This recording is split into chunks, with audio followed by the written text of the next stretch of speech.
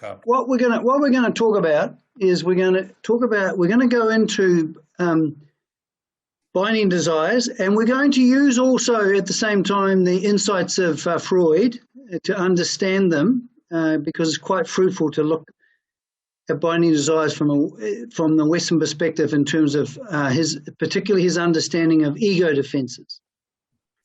Now, the thing about a binding desire is, in order to understand a binding, the problem isn't binding desires. Now, let's just take an example. Let's say I have a headache.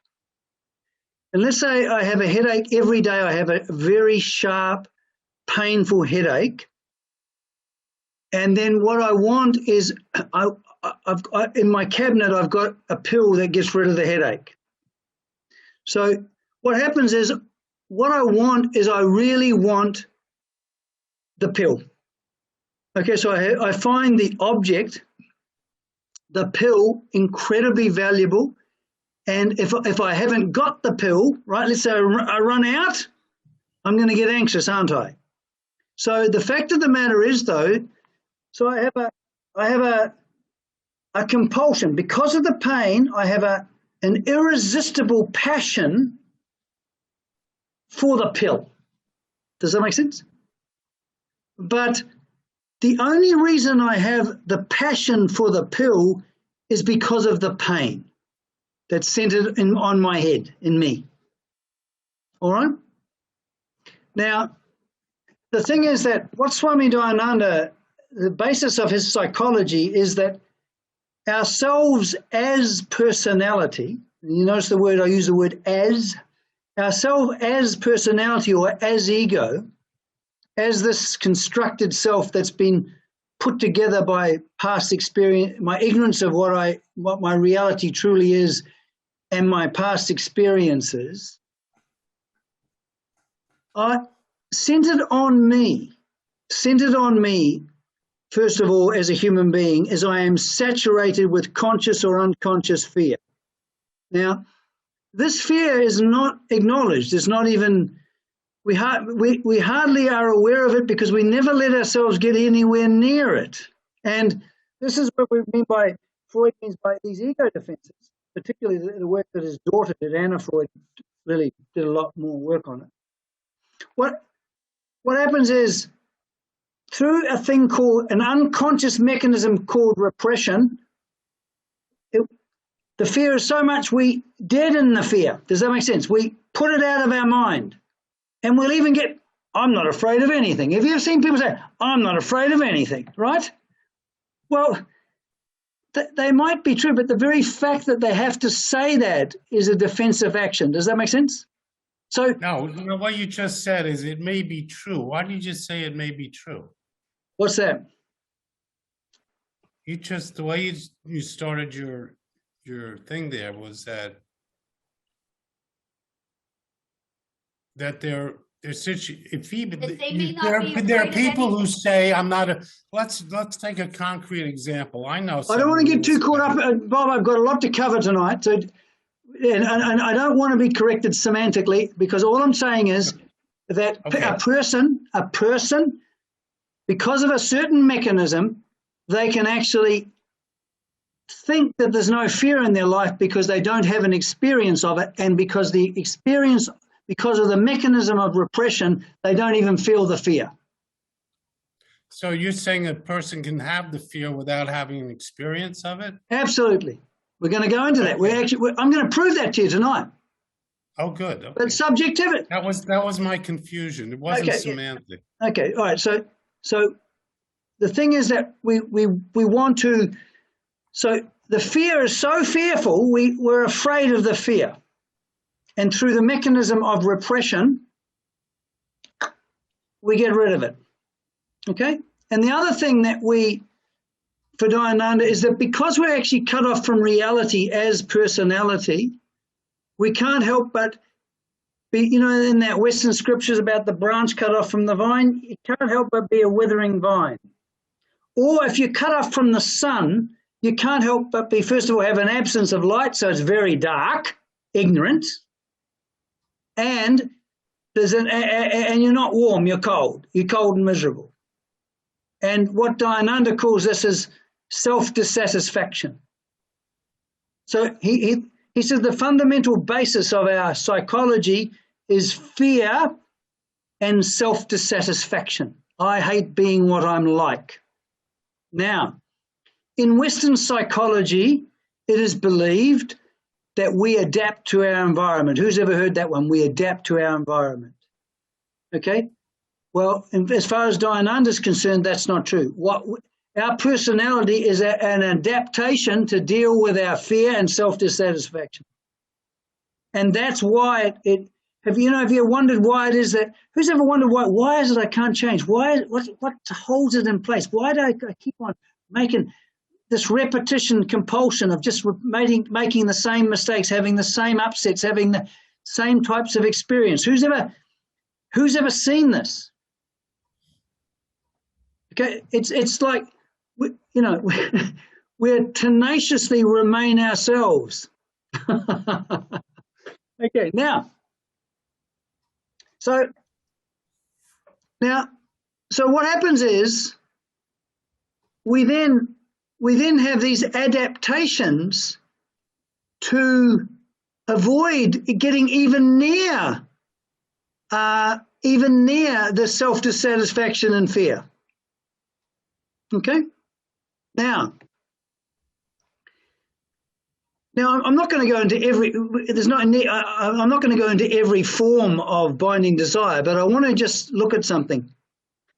You see, what happens is, how many people here have ever experienced hurt in their life or been treated harshly and unkindly at the hands of others? So every human being has had this experience of being victimized by the actions of other people. And because of that, there is a build-up of hurt. Okay, a build-up of hurt. It doesn't matter what the face of innocence that we face other human beings with, right? Every one of us has got the experience of pain, emotional hurt. But again, that hurt, we don't like even getting near that, do we? So what happens is, how many people have ever experienced the urge to hurt others, of course, for the most noble of reasons, of course, but who's ever experienced hostility where you've attacked another by being unkind, harsh, or attacking? Who's ever done that? Okay, you're all a bunch of sinners, aren't you? Right? So what happens is that desire, you see, what happens is with hurt, we have a desire to hurt. Hurt people hurt. But when I'm hurting and when I'm attacking, I don't feel the hurt, do I? It's a magnificent defense against hurt. There's nothing quite as juicy as hostility. But why is it so attractive? Why is it so satisfying to dramatize hostility? Because it's obviously satisfying.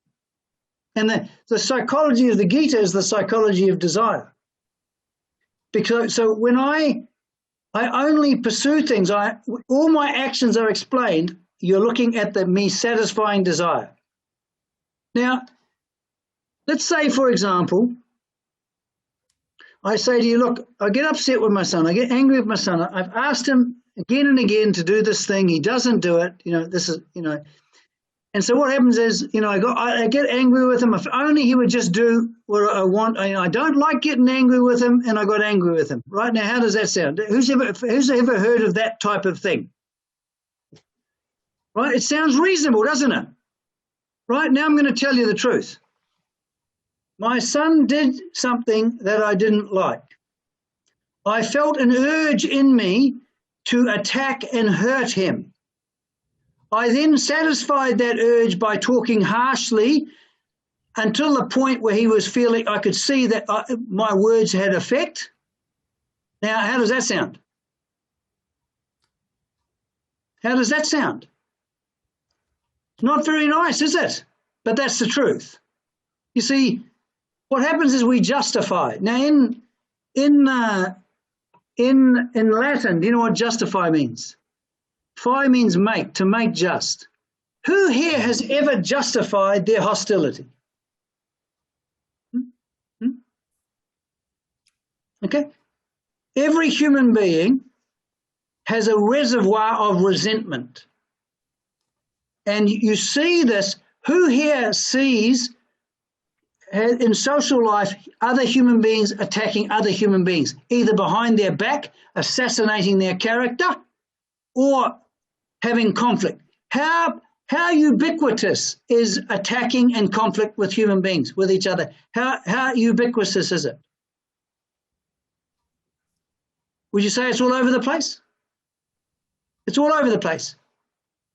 But what's not recognized is the hurt. Because when I'm angry, I've got reasons. I've got reasons. And when I attack, how many people here have also experienced the fact that always have a noble reason for it? That it's righteous. Who's ever felt righteous about attacking someone, their wife, their husband, their children? Who's ever felt that feeling of righteous indignation? Who's ever felt that? What you're looking at is you're looking at the dramatization of hurt. You know that. So basically, it's a defensive function. Me attacking is a defensive function so that I don't even get near the hurt. Are we all clear on that? I guess you need a discrimination where it is that, let's say, the actions you take politically is coming from a proper appreciation, an appropriate response based on hurts that have occurred that are not just psycho. I don't know how to exactly say this. Well, basically, when you're looking at the political madness that's going on now, is that both sides are fighting each other. So irrespective, there's. And I'm not trying to bring it to the level of politics. No. But what I'm saying is that people will use politics to, you know how the Buddhists say that we suffer from rage? It's true. We see that happening. People want to find a situation in which they can righteously engage in hostility. They love hatred. Otherwise, they wouldn't. True, but there's a whole tradition, isn't there, where theologically of the just war. Yeah, and also there might be a just war, but I don't want to go into that. But I just want to stick to this. Okay, okay. So because I've got a lot to cover. So what happens is, can you all see that people attack each other, and it happens again and again and again. It's defensive in action, and they have an actual binding desire. They have a desire to hurt. Is that by the way, is that a nice thing to recognize? It's not nice, because what happens is how we protect ourselves from seeing all of this was we have this lovely image of ourselves that we think we are. The idea of myself as a nice, wonderful, idealized human being. Yes, I'm a nice person, I'm honest, and I'm basically very good and all that. That image protects me against, so I can feel right even though I'm acting wrongly. Because what will happen is, who's noticed that you might, when people hurt you, it's very, very important, but when you hurt others, it's not as important. Who's ever noticed that? Right? But do you get the point? When you see all this hostility, what's unconscious is the hurt. It's sitting there. Do you know what I mean? It's sitting there because I'm protecting myself from the hurt by attacking. And that's why attacking is attractive, exactly like we like the pill. It's a binding desire. It governs my perceptions. And also, what happens is, because of the hurt, we're actually looking out there for a chance to express hostility. We need a certain amount every week just to keep us in order. Okay? This is why Freud thought we were totally determined. At a point. Okay? We are determined as personality. Now, then we get to the next one, and this is really juicy. No one likes feeling guilt or self-hatred. No one likes the feeling that I am a bad person. Have you noticed that? When someone criticizes you, how does it feel? How many people have ever really, when felt criticized or put down, and they just become indignantly enraged? They just can't stand it. Okay, now, have you noticed in social life there is nothing quite like rubbishing and being critical of the world, of politics, of other people, of politicians, of, do you know what I mean? How many people have noticed that there's nothing quite as scintillating as finding fault in other people? It is such a delicious feeling. And in Australia, we have what we call bitch sessions. You know, it's called that. We all get together and we pick a topic and we just slag them. Or someone's not there and they will be, oh, can you believe that guy? I can't believe they could act that way. You know that. And by the time you finish the session, you feel absolutely omnipotent in terms of your virtue and goodness. Who's ever experienced that? It's delicious. There's nothing like, the compulsion or the desire to find fault. And people satisfy this. I satisfy this, I notice. Does that make sense? So this is a binding desire. But what it's based on is unconsciously what's happening is I feel bad. I feel bad. I feel guilty. And what relieves me of this burden of guilt? Finding fault. Now, if you were to ask someone, oh, when you spend all the night rubbishing this person, really, do you think basically behind it is a feeling of guilt? What do you mean? I don't feel guilty. It's these idiots around me that I'm just pissed off with. I mean, anyone would be pissed off with them, right? Justification.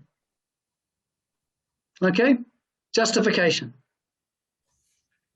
Now, so there's hurt, there's guilt. I'm not going to cover all of them, but I'm going to cover quite a bit of few of them. What about inferiority? I'm not inferior, right? Now,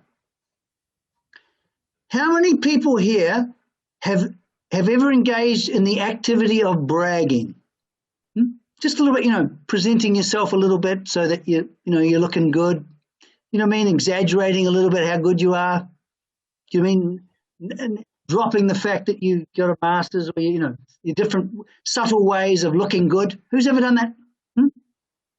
This is normal for human life. Now, the fact of the matter, why do I have the desire to brag? Because of inferiority. I don't feel good enough. Who's ever seen arrogance? Who's ever seen people who are arrogant? We have an analysis of Donald Trump's personality. Well, first of all, Donald Trump is first of all a magnificent object for you, Bob, for you to deal with your guilt when you be critical of him. And the thing is that, so what I'm saying is, we're all in this together. We're never going to love our neighbor, which there's no such thing as spirituality without loving our neighbor. If I don't understand that they suffer from the same thing I do, the darkness that takes a different form, but the content's the same, I cannot be loving. And love, by the way, the love that is God embraces Donald as well as me. God reigns on the just and unjust. Have you heard that saying? No, yeah.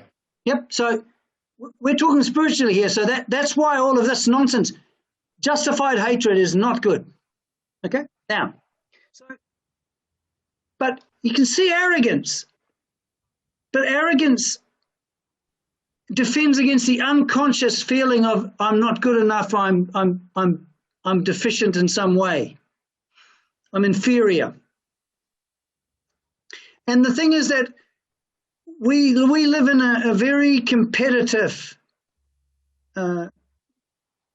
culture, right? Which is based on comparative thinking. How do I measure up? Am I successful enough? Am I gorgeous looking enough?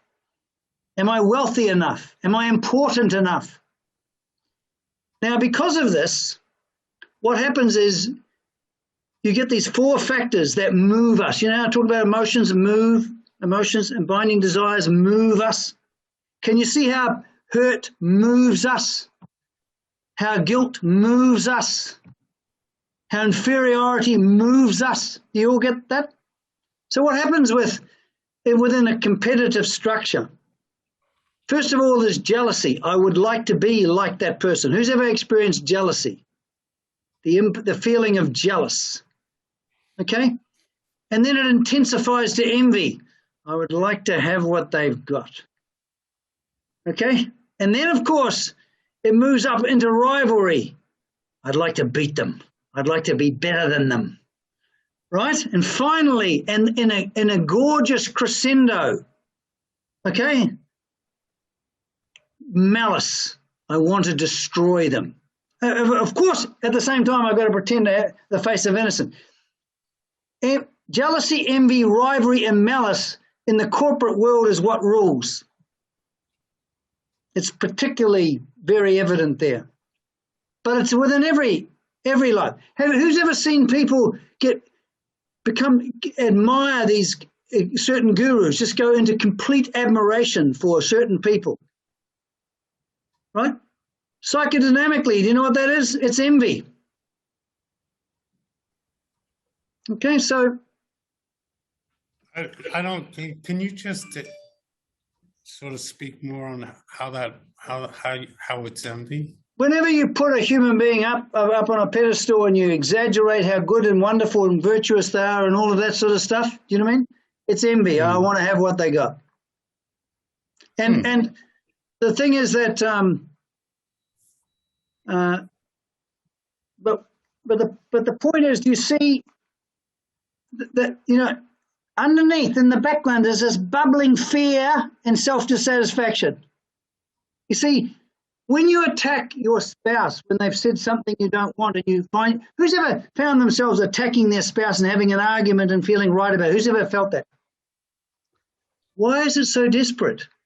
It's because what's happened is relationships are normally an adjustment, so that you treat me in this way so you don't disturb my defenses and I won't disturb your defenses. And what happens is when they get broken, you know, when they don't work, suddenly what happens is, let's imagine that I've got the binding desire to be loved because I've got a feeling I'm unloved. Okay? This is a common one. How many people have ever experienced the feeling of being unloved? It's not nice, is it? Very unpleasant. So I have a binding desire for social approval and love. Who's familiar with that as a binding desire? It governs you. It's common. Universally denied. By the way, Dayananda's problem is universally denied. Okay? So what happens is, here I want to be loved, and I go, oh, hi, Robert, how are you? Go, hi, Bede, how are you? And you say, Bede, you know, I think you're a wonderful person. Oh, you think so, Robert? Oh, my God, I like Robert. Robert is a wonderful person. I really like Robert now, right? Okay?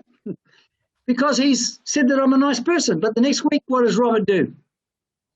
He calls me a jerk. Now, straight away, when he says that, I'm thrown back onto this feeling of being unloved, aren't I? Now, I'm so afraid of this, I will attack Robert. I'll go, he's an idiot.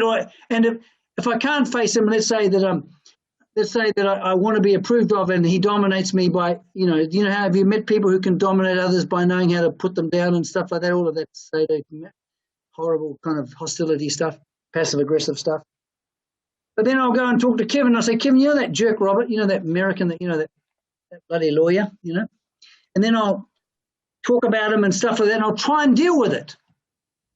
So when I'm talking to Kevin and I'm rubbishing Robert, what am I trying to do? I'm trying to deal with the feeling of being unloved. Does that make sense? Are we all tracking here? Give me a nod if we're all tracking here. Are you all seeing how this works? Right? So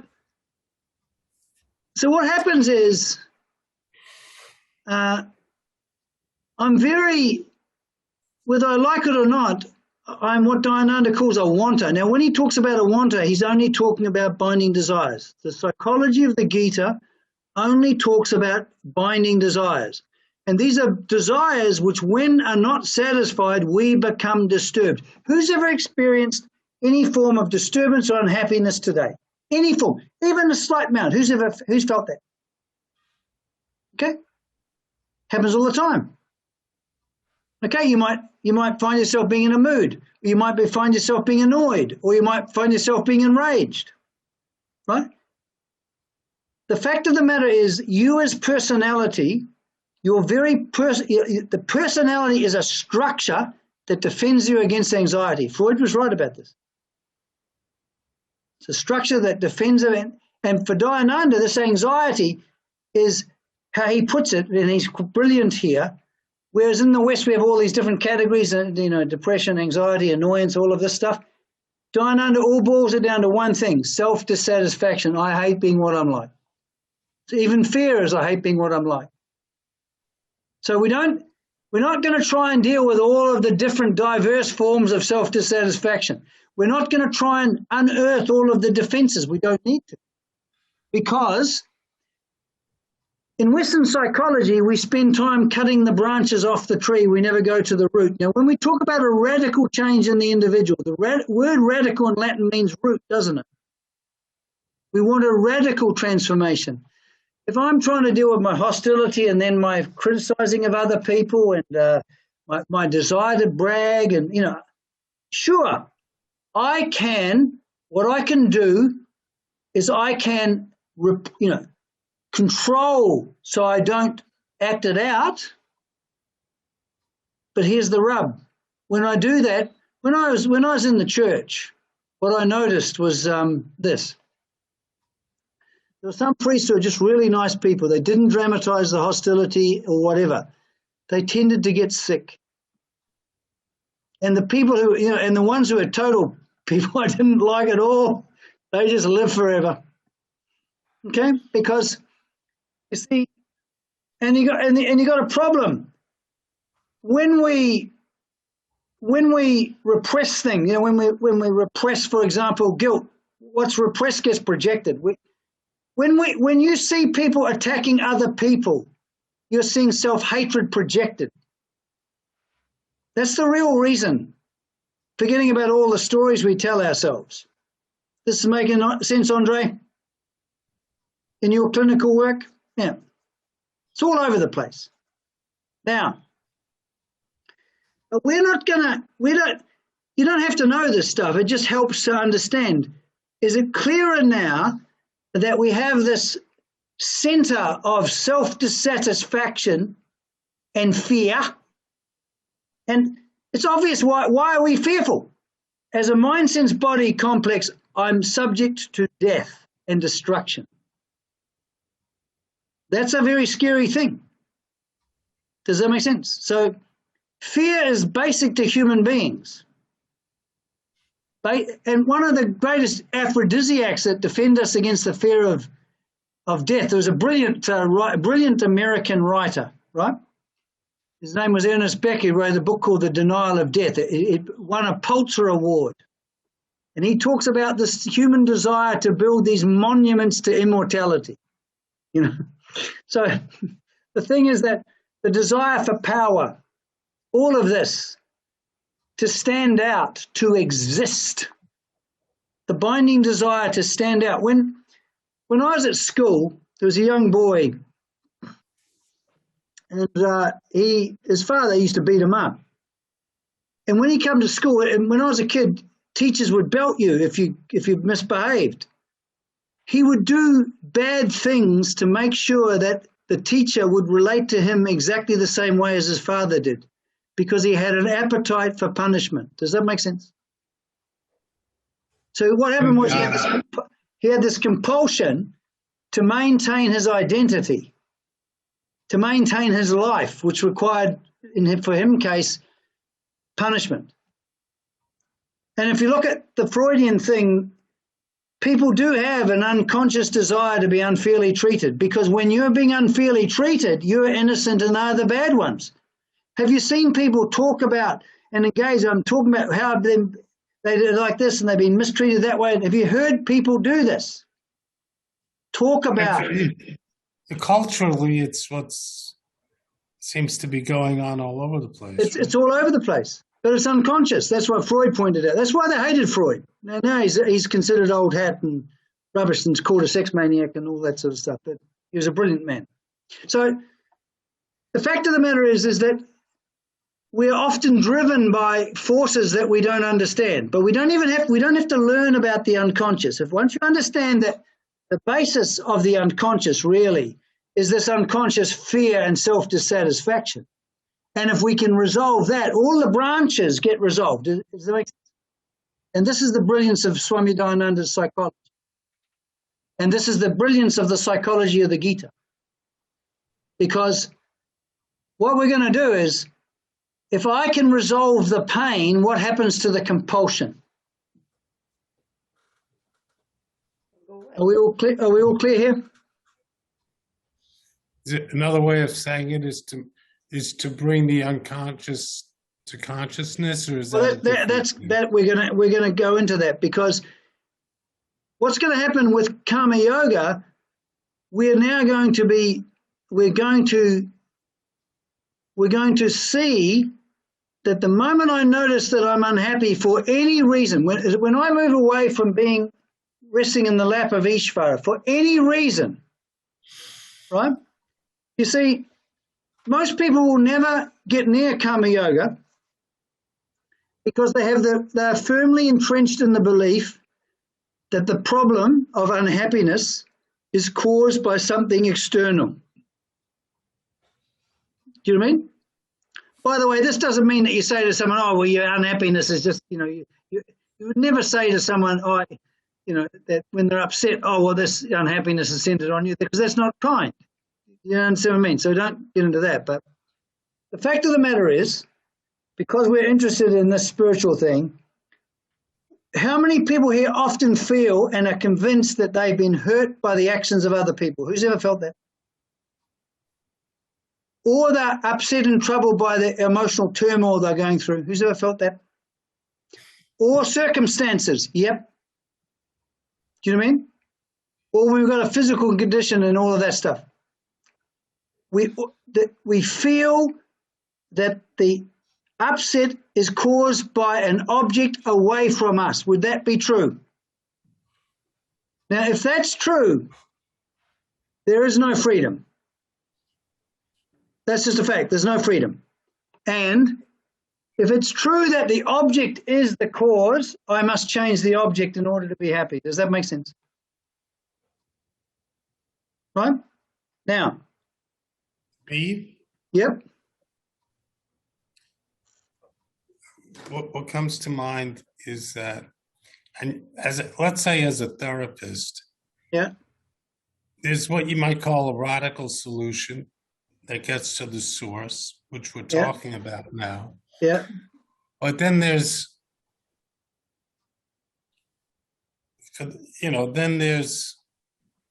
all sorts of work done to make changes in the environment.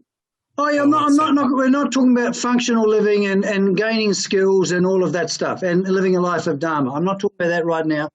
I'm talking about what I'm talking about. Right. Yeah. Okay, I can't deal with everything, but right. So what we're going to do is we're going to convert what they call converting our life into a yoga. Right? Now, for Swami Dayananda, the whole purpose of Karma Yoga is two things. First, it's the neutralization of binding desires. The neutralization. He doesn't say eradication. What he says is that I might still like to be liked, but which is normal. But what happens is it's a snake without fangs. In other words, I'm not driven. Who ever heard that saying by Thoreau, I think it was, men lead lives of quiet desperation. Who's ever heard that saying? Right? It adequately explains all of us, really. When I first heard that when I was about 17, I thought, oh, that's me. Right? So the whole we need to know what we're doing when we practice Karma Yoga. What we're wanting to do is to resolve the binding nature of desires, but we don't do it by trying to change our desires. Okay? Good luck. Who's ever tried to change their desires that arise in them? Okay? It's not going to happen. Okay? So he said that. So there's two things with karma yoga. Is that first of all, it's to neutralize the binding desires, and secondly, it is to discover. And discover, the word discover means to remove the cover, to get, having no cover, right? So to discover a contemplative disposition, in other words, a disposition to be with myself as I am, a disposition. But you see, when I'm caught up in binding desires, where is my attention riveted? I have a passion for the world, don't I? Okay? In the presence of binding desires, the world is incredibly attractive because the world is my means of dealing with myself. Not dealing with myself as a simple conscious person, but dealing with my fear and self-dissatisfaction. I use other people and the world and things to deal with this problem centered on me.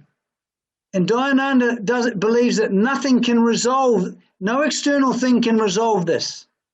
I can use external things to keep away from experiencing that.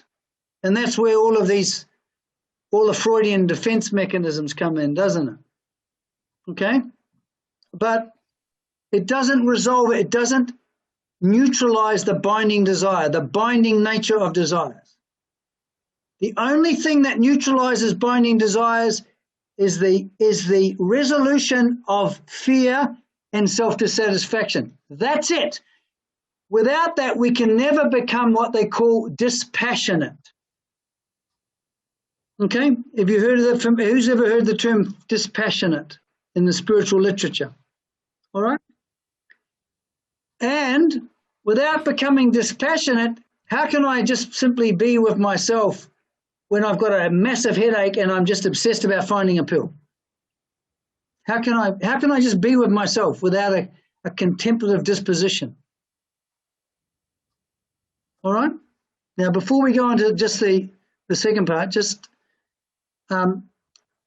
very quickly, what stands out from what I'm talking about now, Bob? What's clearer to you?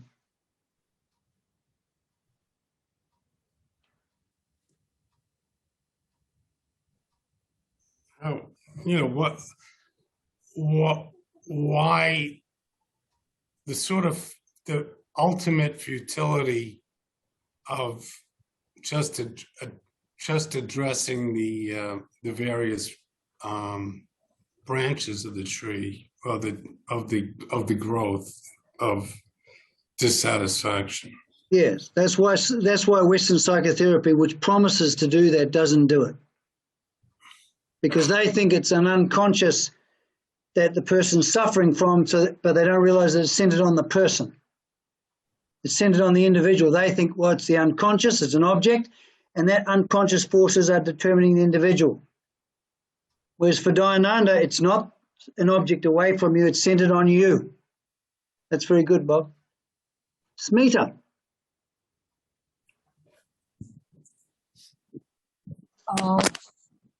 We have a sense of fear which we don't realize it's there. So, Yep. That gets the better of us, and we behave according to that. And but knowingly or unknowingly, we dramatize it, and we react to those situations, and it's a deep down hurt, or which needs to resolve in yourself, and to be calm, and when you stay calm in that, to be with yourself. We're going to go into that. You're right. We need to resolve the ego into Ishvara, or into God. Yeah. Very good. Okay. There's no other solution, actually. Okay, Kevin.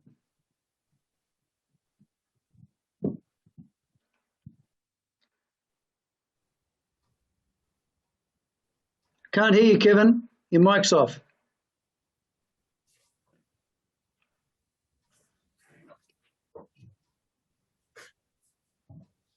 Is that better? Yep, much better. Okay.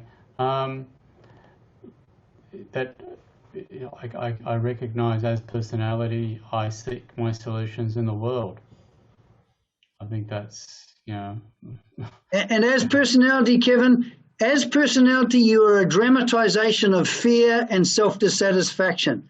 That's the story. That's the meaning. Yeah. And being cut off from God necessitates you being fearful. It's not that you've got psychological problems.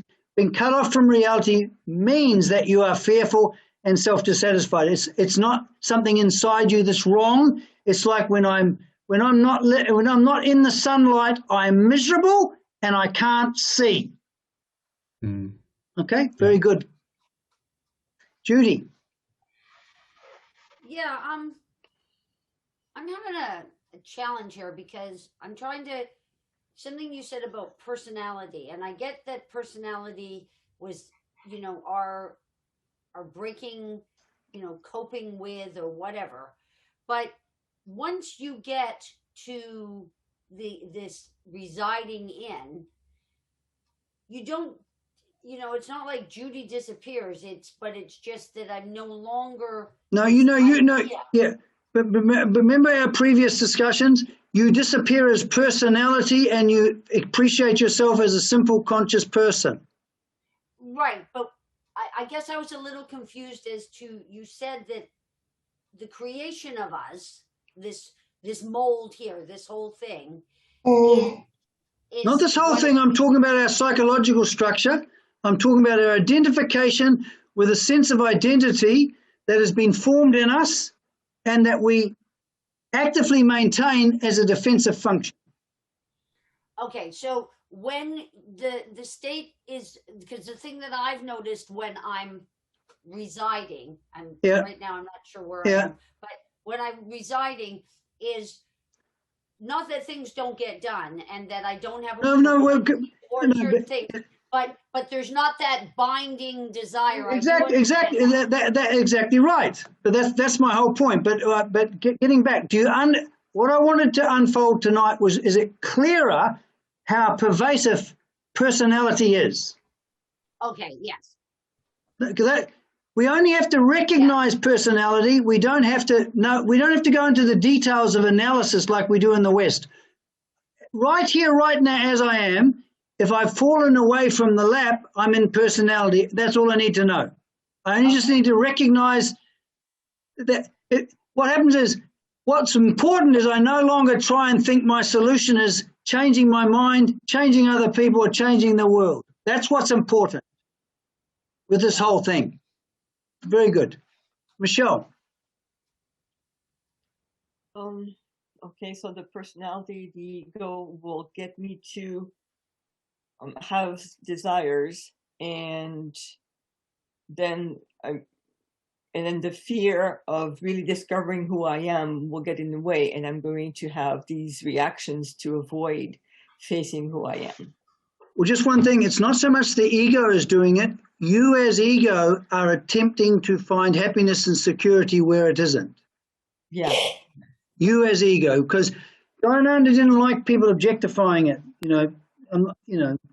It's helpful to understand that it's centered on me, because I've got to arrive at myself as I actually am existentially, without denial.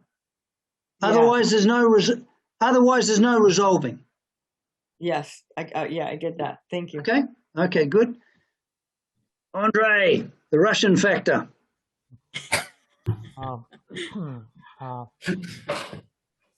Behind all kind of hurts, emotional hurts, there is a self-dissatisfaction, and yes, it's very profound for me. It's unbelievable, isn't it? Yeah. Yeah, and if I have self-dissatisfaction. By the way, Andre's a psychotherapist, by the way. And when I have this self-dissatisfaction, there is no. I pursue the things and the world I have and this binding desires. Can't help it. Can't help it. Yeah, really. So. But isn't it amazing that Dayananda's teaching, in the light of Dayananda's teaching, Freud becomes understandable, doesn't he? Yeah. Yeah, I found that interesting. Yeah. Mm. Okay, good. Amelia. Two things. One, as you went along, I felt a gratefulness for meditation, which certainly helps with this. Yeah. And the other thing is that sometimes when you start off in, quote, spiritual work or some method, what you really seem to be doing it for a while is trying to improve this personality. Yes. Trying to make a better me. A better version of yourself. Yes, a spiritual version, yes. A better version. Have you got any more to say on that, Amelia? No. Okay. I think I've moved away from that some, so that's good. Yeah. That's right. It's a very important point, because you cannot improve the self. You can improve your conduct only, but you cannot improve yourself. The whole idea that you can improve a self is a Western delusion. But you can resolve. It's like when I come back from India, I didn't talk to my son about Vedanta. I says, James, would you like to know how to disappear as a suffering person? Right? So we're talking about resolving ourselves as a suffering person into the very presence of reality. Okay? And this is an entirely, in our Western scriptures, for example, this is the death of the ego and the resurrection of real life, for example. Do you know what I mean? So that, from our Western tradition, we talk about there is no life without death. And in our mystical traditions, this is made big time by quite a few of them. Do you know what I mean? The ones who went crazy. Okay?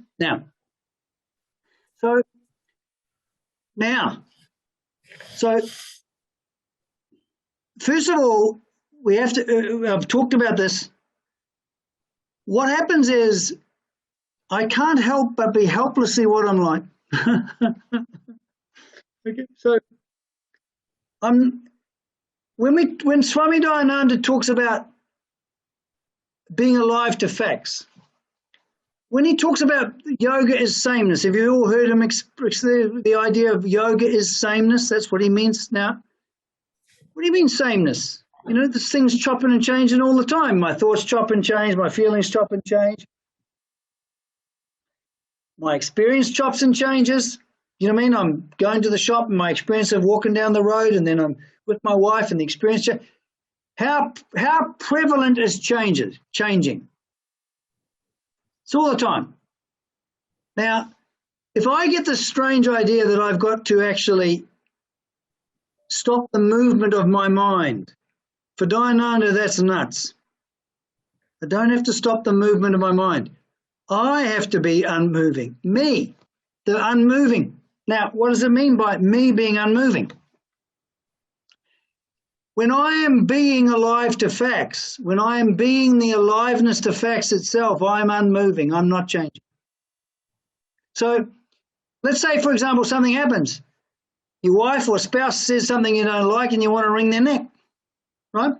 Now, in this teaching, I'm not upset about the fact that I want to wring my wife's neck.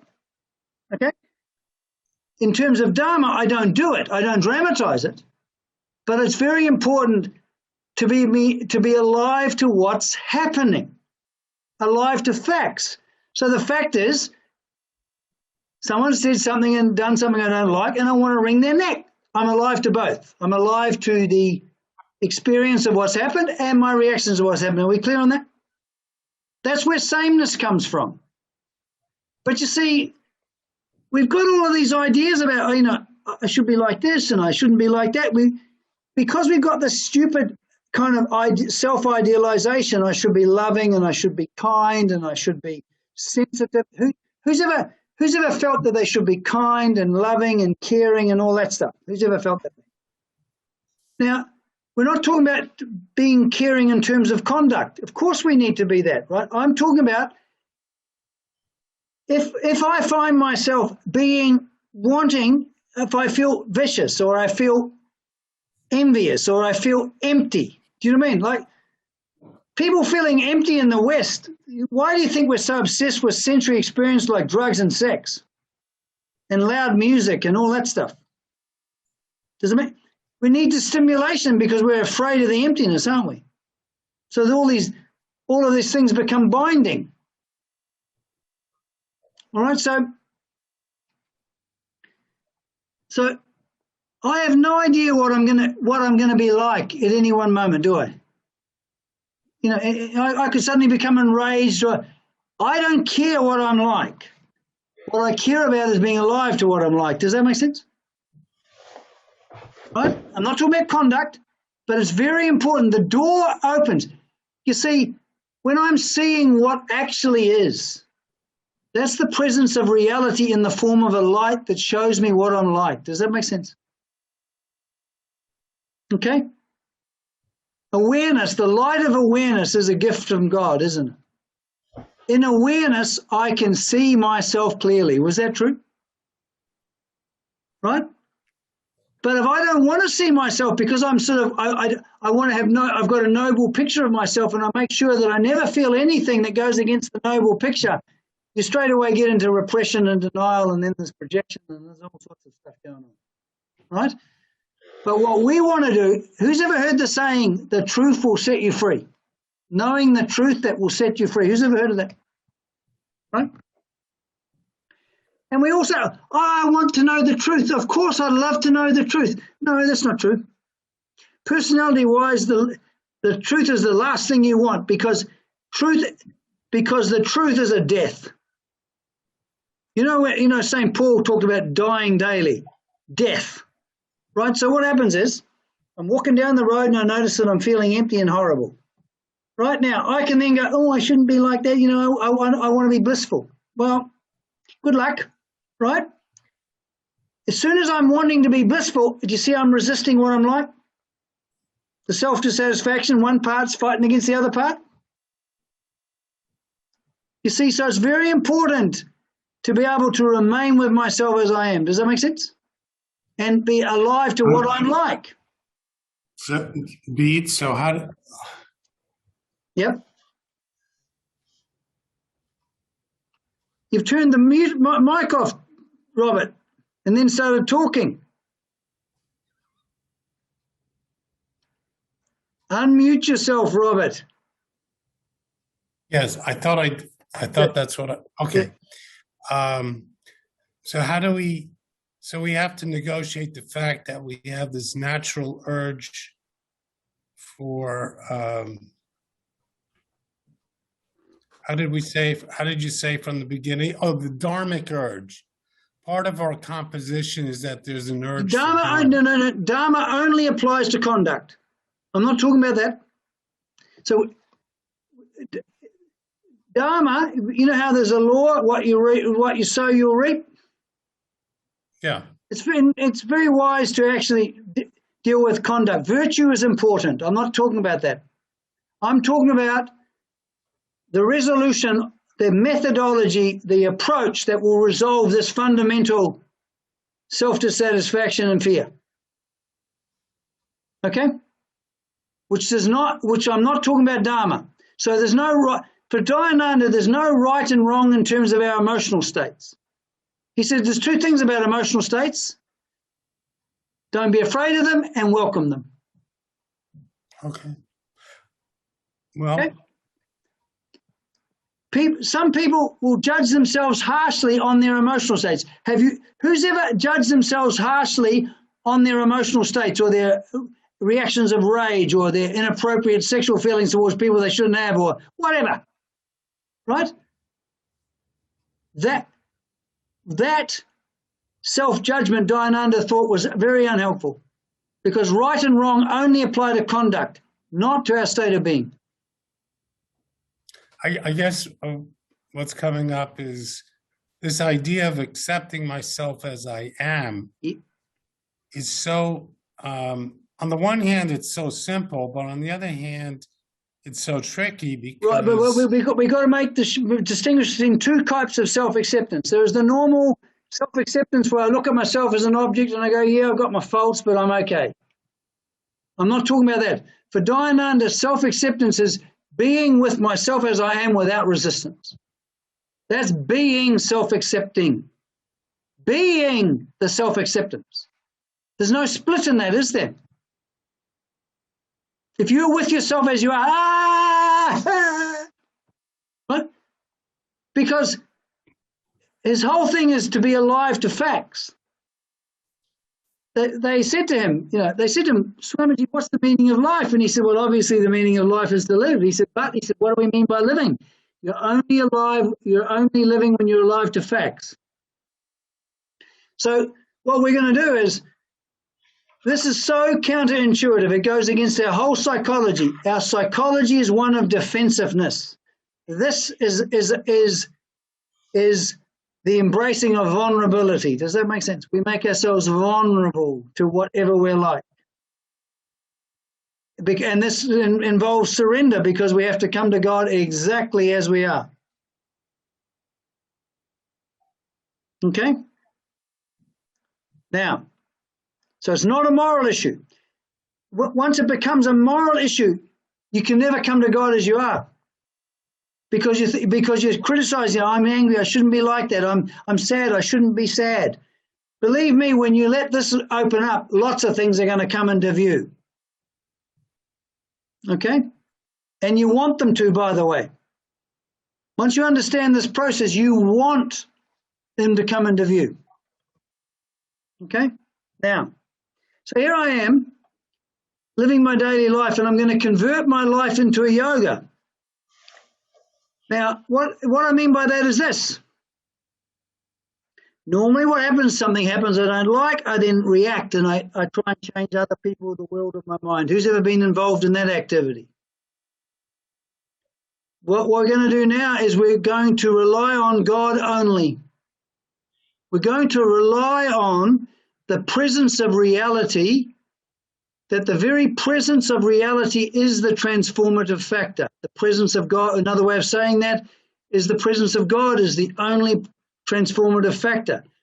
But where is the presence of God found? Right here, right now, as I am. So this is the Vedic vision of God, Dayananda's vision of God. That like the clay pot, the form the clay pot is in is pervaded by clay. Now, when I understand that, he says this is the basis of self-acceptance. So I'm in a form now. Okay, I'm just like this. I might be like this. Who's ever been in a form that's unpleasant and they don't like it, but it's pain? Who's ever been in that? Right? But what I'm going to do is this. Instead of creating this division in me of self-dissatisfaction, I hate being like that, because I understand that the moment I am being with myself as I am, do you notice how that straight away I'm in the light of awareness? The light of awareness, I'm actually alive, I'm aware.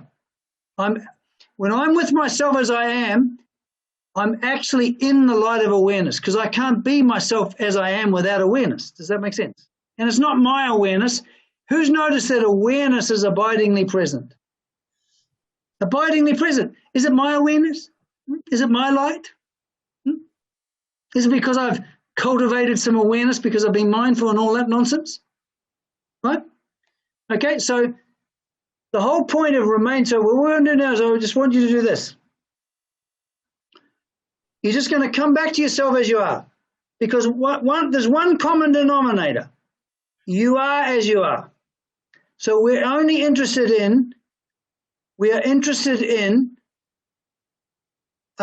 remaining with ourselves as we are, without division, without friction, right? So I'm not going to defend myself. I'm not going to try to change myself.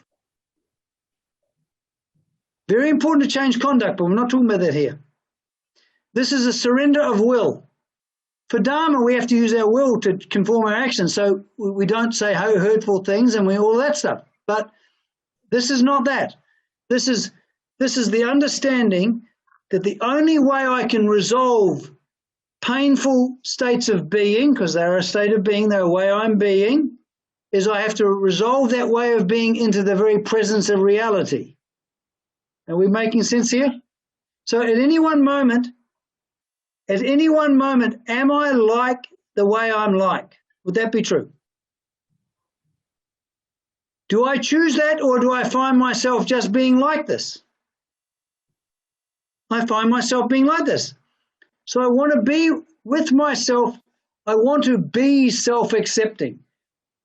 Being self-accepting means I'm going to be with what I'm like without resistance. Then what you'll find is the very presence, that light of awareness, or that light of that presence of reality. If you're willing to suffer yourself, undergo, you will find a change. But you don't do it. It's the very presence of reality appreciated that is the transformative factor. So I want you just simply now to come back to yourself as you actually are. The feel of yourself that's given, not me thinking about myself. When I'm thinking about myself, I'm not seeing at all. There's no awareness. I'm looking at a snake. What I want to do is I want to come back to myself, the feel of myself as given, and just simply remain with myself as I am. And we're going to do that just for a minute, okay? Go.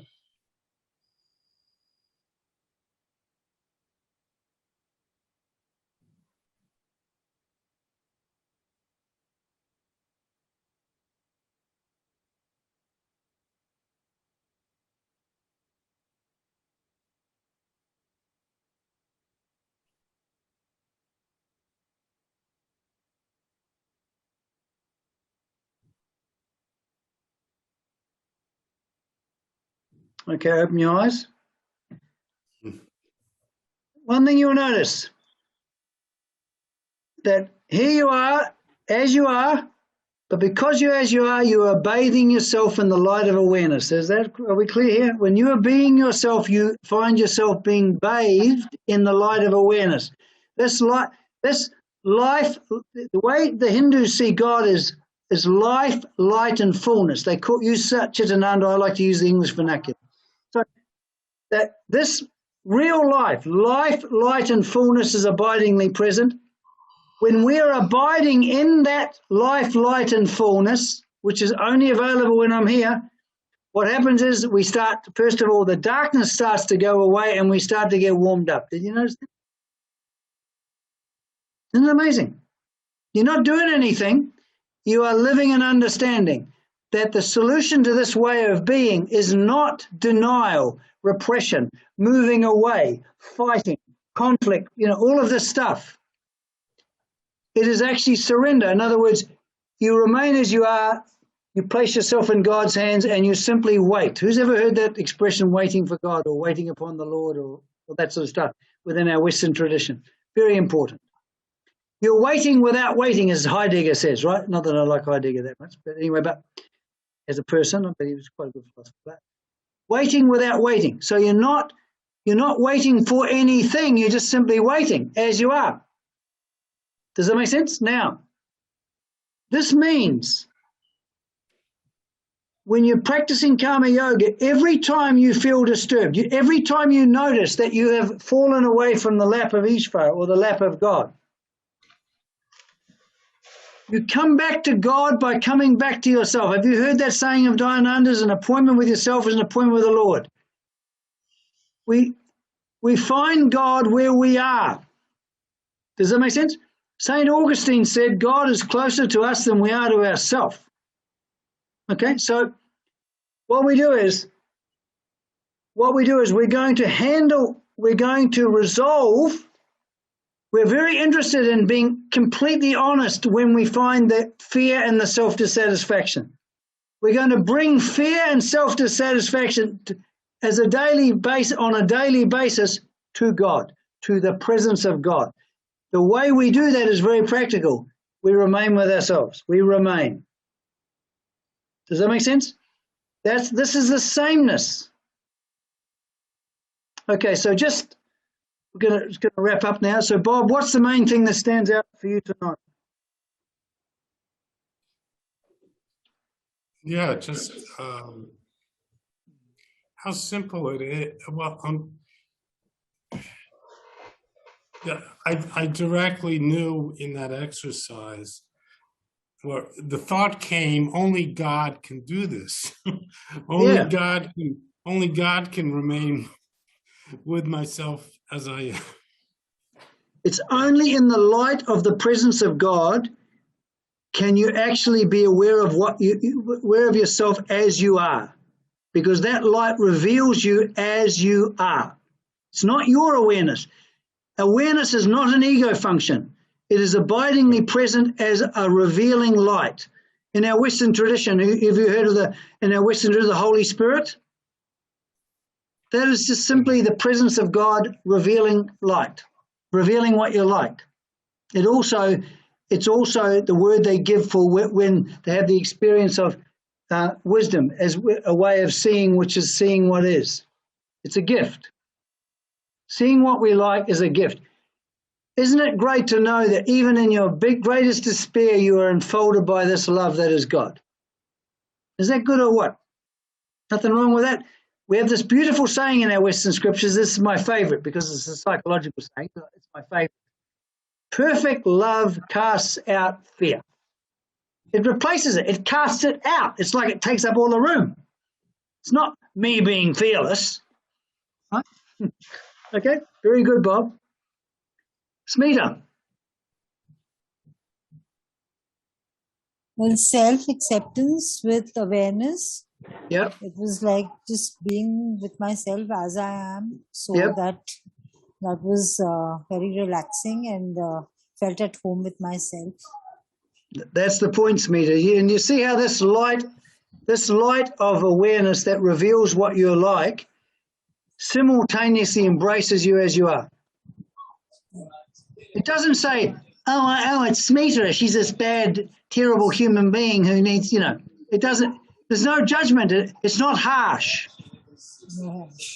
It is unrestrained benevolence.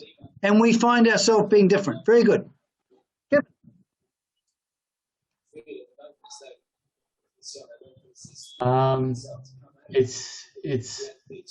It's amazing how simple it is, just because the presence of God is abidingly present. Yes. And everything is the presence of God. Yes. And what's amazing is that normally I'm mediating that with a cloud of thoughts, if you like. But yes. when I'm simply the simplest thing, a pen. When that takes up all the room without being mediated by thoughts, I find myself conscious. Yes. And I'm aware of thoughts arising, but Yep. I'm quiet. Yes, because you know how they say sat is chit? When you're aware of the presence of anything directly, that presence of being is also the presence of light. Sat, being is chit. Being is aware, is the light of awareness. It's also fullness at the same time. So there's a very practical understanding of Sat Chit Ananda. It's not this wussy kind of theological or scholastic or deep spiritual idea. It's talking about something very tangible here. Very good, Kevin. Judy. Yeah, to me it was to continue to be aware that yes, right and wrong applies to conduct, but what's going on in my emotional state and thoughts, they're not a moral issue. They're absolutely not. Very good, Judy. Yeah. Because this enables us to be self-accepting. If I think, that's why sometimes when people interpret, if you do it in your heart, you've done it type thing. In our Western scriptures, there can be a problem. Does that make sense? Yeah. The thing is that what resolves our way of being that's problematic is that, do you see how it resolves in reality itself? Like reality enfolds it. It then penetrates like the warmth of the sun. It penetrates you in, and then you're lifted out of it. You've done nothing. Right, exactly. There's nothing that you're doing except staying with what is. That's it. You're basically resting in Ishvar's lap, as Swami Dayananda says. This vision of God is a wonderful vision. Actually, changed my life. Michelle. So the acceptance of myself becomes what happens when I am in the presence of God. Yeah. Yes, Yeah. quite. You're just made to be. That's a good point, Michelle. Diananda says this attitude is born out of our understanding of God. This attitude of graceful acceptance, where we're being the acceptance itself, not I'm trying to be accepting. Mm-hmm. Yeah. Very, very good. Yeah. Amelia.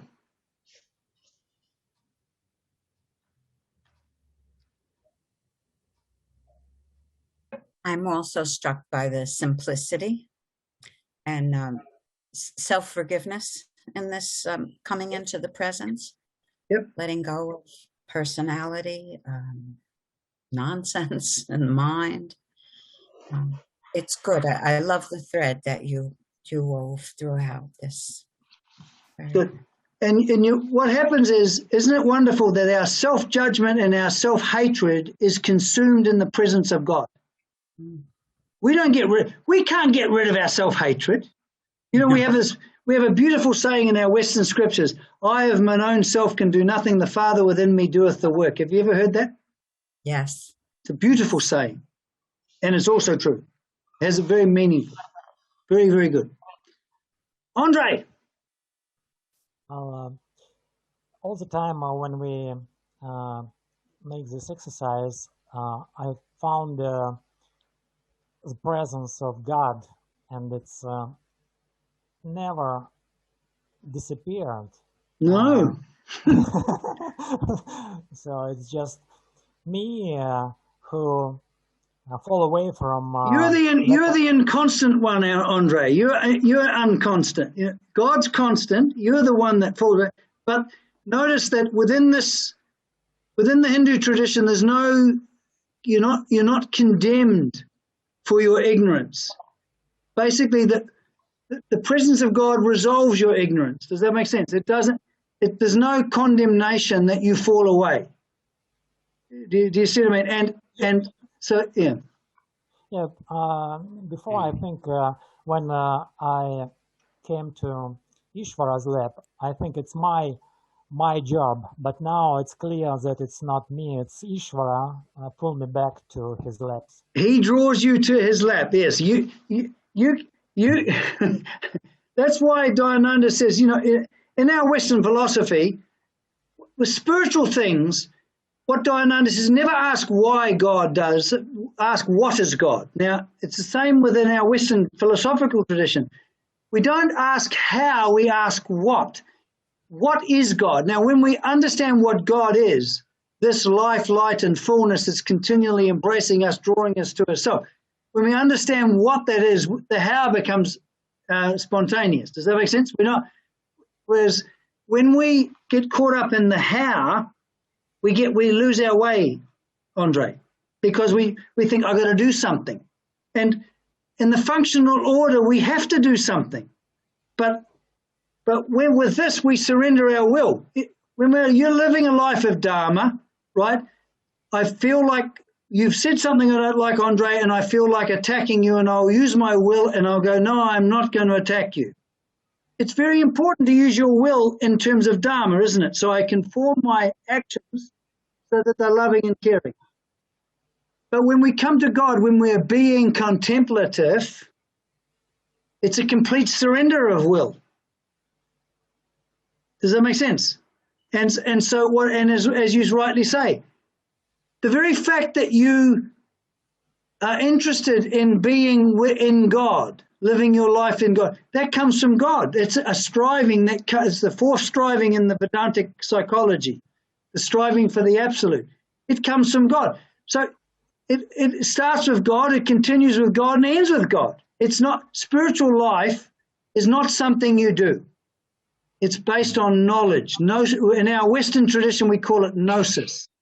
And without gnosis, spiritual life becomes, I'm trying to understand, I'm trying to get there.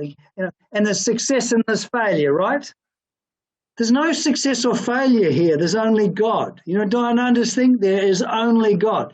That is a wonderful vision.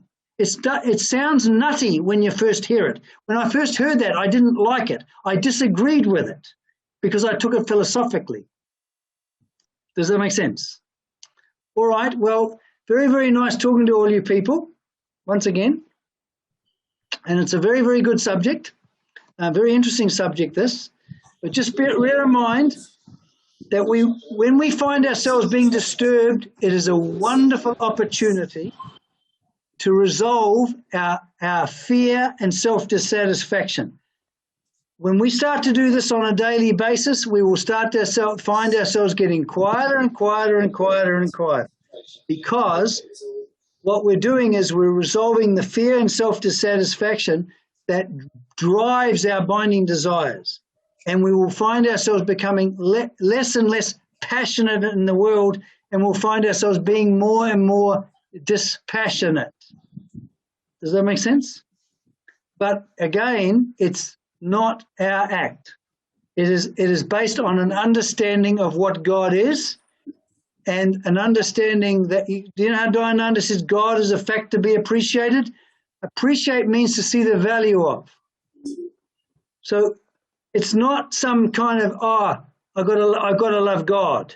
It's to see the actual necessity and value of God in your life. All right? Okay.